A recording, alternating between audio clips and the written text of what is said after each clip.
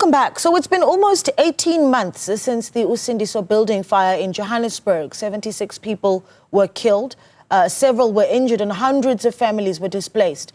Well, a court case against the self-confessed arsonist is ongoing, but many of the survivors are still looking for answers. Newzroom Afrika's Katleho Sekhotho is in the city centre and joins us now live. Katleho, so many months on, what do we know, and certainly what do we see taking place today? Good morning, Naledi. Indeed, still a dire situation for many of the survivors of the fire here at the Usindiso building, still actually trying to pick up the pieces of their lives 18 months on. And as we've heard earlier from a human rights activist, Andy, earlier on, saying really the fire here highlights the greater issue of the housing crisis in the city center. But when it comes to the actual building, just to show you here, Naledi, as you can see some of the rubble around here, that the whole building remains cordoned off. It's not one that can be inhabited by anyone. And following the Commission of Inquiry into the fire, there was a recommendation that the building be demolished. But contrary to that recommendation, the mayoral office citing this specific building to be an administrative building for the mayor's office. And so really a push and pull between what was outlined in the commission and also some of the comments made by Mayor Dada Morero. So really being unclear as to the future of this structure and what will happen to it. But I have with me one of the survivors, Babdube. You were here on that fateful day on the 31st of August 2023. Now 18 months on, Babdube, how has your life been and where are you staying now? Impilo nzima kakhulu ngangikhona la kule building ngomunye wabantu abalimala kule building ngahlala esibhedlela ukuphuma esibhedlela kube nzima kakhulu ngoba kufanele ukuthi ngihlale kumfowethu for amalanga. Lucky usisi wami wafika wangisiza ngemali ukuthi mhlawumbe ngithola indawo. Ngayithola indawo engihlala kuyo still indawo enye engekho right. I'm paying a rent of 2,000 rand. Kunzima kakhulu. It's a one room, no bathroom, nothing. Amanzi fanele wakhe kwenye ifloor. Kunzima kakhulu. And sizame kakhulu mhlawumbe ukuthi sikhulumisane no masipara asitholi lutho.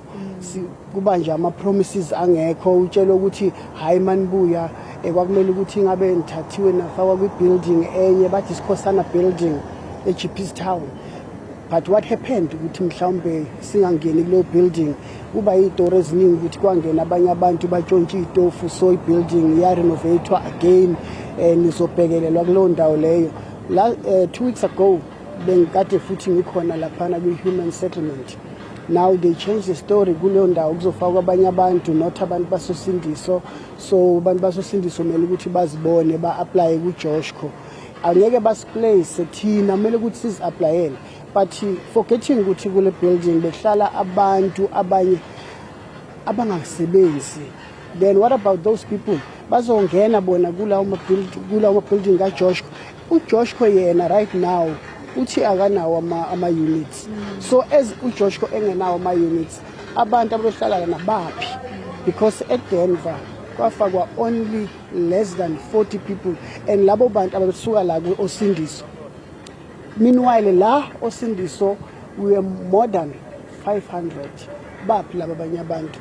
Yibo labantu mhlambe sithi siyahamba sikhuluma sisonke nabo, because abanye babo basemaXhoseni la ngemuva kwale building kwi-squatter camp. The squatter camp esihlala sisha kwasona.